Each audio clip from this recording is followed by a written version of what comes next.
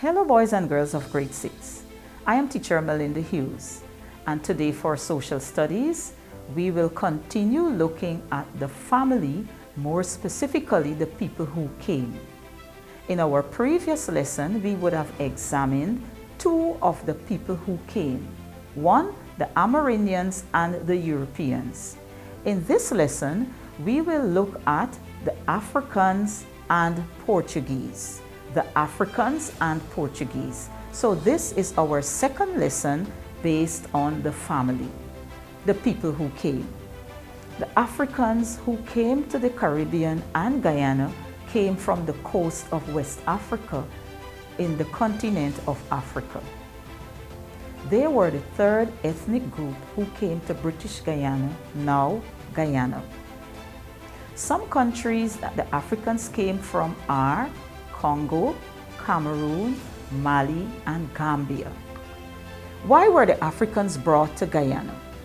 The Africans were brought by the Europeans to Guyana to work on the sugar plantations as slaves. Let's look at the definition for slave. A slave is someone who works very hard without being paid. The system under which the slaves worked and lived was called slavery. They came by ships and had to cross the Atlantic Ocean from the continent of Africa to get to Guyana. The journey from Africa to the Caribbean and Guyana was called the Middle Passage. Yes, the Middle Passage. So there we have a map showing us the journey from Africa to South America, and where the Europeans would have traveled from South America back to Europe, down to Africa, into South America, across the Caribbean Sea, and it continued like that. That is where the Middle Passage occurred. It was a horrifying experience for the slaves, which lasted from 6 to 10 weeks. The journey of the Europeans from Europe to Africa and the Caribbean, and then back to Europe, was called the triangular trade. Why was it called the triangular trade? Because the Europeans traded their goods for slaves across Africa to the Caribbean and then into Guyana. Life on the plantation for the Africans. The home of the Africans was called adobe, and that was made from flimsy materials. The adobe was very low and it had no chimney or ventilation. So the Africans lived under very poor conditions. They were given one iron pot and a blanket for each individual to sleep on at nights. The Africans were given clothing once a year or twice in every 18 months. The women were given some kind of clothing, while those who had young children were given a hammock called baba. The men received a coarse woolen jacket, hat, and canvas which made trousers. So that is what they were accustomed to on the plantation. What was their food like? Their food consisted mainly of vegetables and salted fish. However, whenever plantain, cassava, and yam were grown, that formed a part of the diet for the slaves. There were some difficulties that they faced on the plantations, and those difficulties were they had to work very long hours, 6 a.m. to 6 p.m. every day. They were given their first meal at midday, and so up until today it is known as breakfast. They were beaten or flogged with a whip if they did not follow instructions that were given by the planters. Some slaves were even branded with hot iron, hung on wheels, and had parts of their bodies chopped off. So the Africans did face difficulties on the plantation. Now there were different types of slaves. Yes, the slaves were categorized. So there were the factory slave. The factory slave worked in the factory. Then there were the field slaves. The field slaves worked in the cane fields. And then there were the domestic or house slaves. Those were the slaves that worked in the homes of the planters. Due to the harsh punishment, slaves rebelled. Some rebellion or revolt by the slaves were the Berbice Slave Rebellion, which took place on February 23, 1763 on plantation Magdalenburg, which was led by Coffee. Today, there is a monument that would have been erected in honor of Coffee, and that monument is known as the 1763 Monument. Then there was the East Coast Slave Insurrection, which took place in August 1823 on plantation Larissa Veneer. So after the slaves rebelled, that led to the abolition of slavery. How did it happen? There was a period of transition called apprenticeship. Apprenticeship lasted for 6 years for field slaves and 4 years for house slaves. During that time, Africans worked for a fixed number of hours each week and received small wages or money. After the apprenticeship period, slaves were emancipated or freed. Slaves were no longer forced to work on the plantation under harsh conditions. Slaves could decide whether to work or not. Ex-slaves pooled their monies or their wages and bought abandoned plantations. The first plantation that slaves bought was Plantation Northbrook, now called Victoria. Ex-slaves also bought the first community, which is found in Essequibo, and that community is called Queenstown. People who started the campaign to end slavery were Thomas Buxton, Thomas Clarkson, Granville Sharp, George Canning, James Ramsey, and William Wilberforce. These were some of the persons who started the campaign to end slavery. And yes, they were successful because slavery was abolished. There are some villages that the ex-slaves bought, and some of those villages are Buxton, Friendship, Peters Hall, Pleasance, Ithaca, and Bushlot, which is found on the Essequibo coast.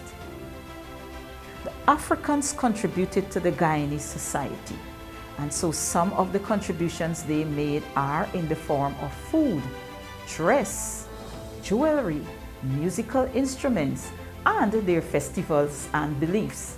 So what are some of their foods? Cook up rice, yam and plantain fufu, conky. Their dress, the shikis, head wraps, head ties. Their jewelry, leg bands, armbands, chains and beads. The musical instruments that the Africans contributed to the Guyanese society are drums. For example, bongos, kittles, and the great talking drums. The marimbas, the maracas. Festivals and beliefs. They believed in comfort, masquerade, obia, and voodoo. Of course, up until today, some of these beliefs are carried forward and practiced by Africans. So boys and girls, this has brought us to the end of our lesson on the Africans. Next, we will examine the Portuguese. The Portuguese. The Portuguese were the fourth group of people who came to Guyana. The Portuguese came from Madeira. The first batch of Portuguese came to Guyana on May 3, 1835. The name of the ship that the first batch of Portuguese arrived on was the Louisa Bailey. The Portuguese worked on the plantation under the system called indentureship. They were the first group of indentured immigrants to arrive in Guyana. Indentureship lasted for a period of 5 years. After the 5 years were over, many of the Portuguese left the plantations and opened businesses, example groceries. They also did small-scale trading. But how did the Portuguese arrive in Guyana? They arrived here because the Europeans brought them to replace the Africans on the sugar plantations since slavery was abolished. They were also brought by the Europeans to increase the white population. So those are the reasons why the Portuguese were brought to Guyana. Some plantations where the Portuguese were sent are Plantation La Penitence, Plantation Liliendal, Plantation Thomas, now known as Thomas Lands in Georgetown. The Portuguese contributed to the Guyanese society just like the other ethnic groups. What food did they contribute?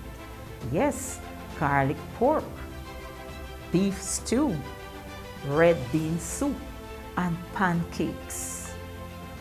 What were some of the musical instruments that they contributed to the Guyanese society? Rajas, a type of banjo, and brags, a small Portuguese guitar. The Portuguese had customs and beliefs that were contributed to the Guyanese society. Two of the main ones are the belief in the Holy Spirit of Pentecost and Christmas. The Portuguese would have started business places, and so some of those businesses exist up until today. J.P. Santos, of course, that doesn't exist anymore, but we have Banks DIH, we have John Finance, and Fogarty's Limited. So boys and girls, this has brought us to the end of our study on the Portuguese, and so we have a little quiz to do. A quiz that is based on information that you were given on the Africans and Portuguese. So question 1. On which plantation did the 1763 Berbice Slave Rebellion take place? On which plantation did the 1763 Berbice Slave Rebellion take place? And so the answers are there on the screen.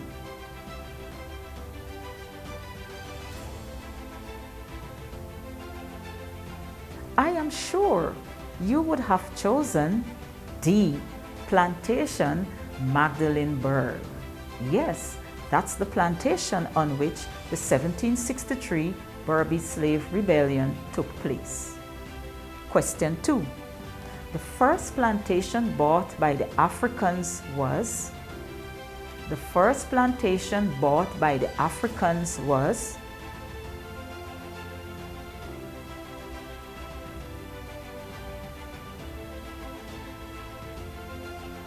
And so yes, if you had chosen D, Plantation Northbrook, that's correct. Of course, Plantation Northbrook was renamed Victoria. So boys and girls, I am sure you have that information to the tip of your fingers. Next question. Which of the following is not associated with traditional African beliefs?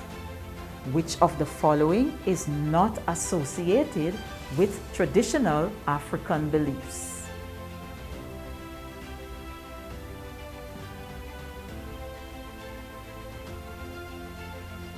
I am sure, boys and girls, you would have chosen A, Bush Dai Dai. Bush Dai Dai. Yes, the Bush Dai Dai is not associated with the Africans' traditional beliefs. That is associated with the Amerindians. Our next question. What did most of the Portuguese do after indentureship? What did most of the Portuguese do after indentureship?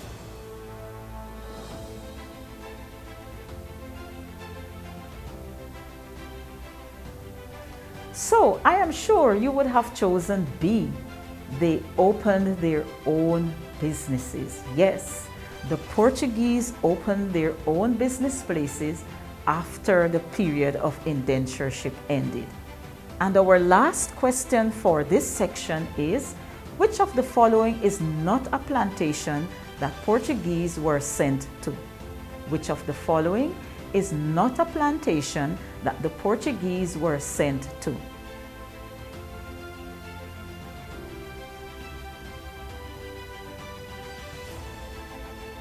I am sure you would have chosen plantation Vredenhoop. Yes, plantation Vredenhoop at D is correct. The Portuguese were not sent to plantation Vredenhoop to work. They were sent to plantation Thomas, plantation Le Penitence, and plantation Liliendahl. So boys and girls, this has brought us to the end of our lesson on the Africans and Portuguese. I am sure you are happy with the quiz and the information that you have been given. Do stay safe, and I'll see you next time, boys and girls, as we continue with our final two ethnic groups.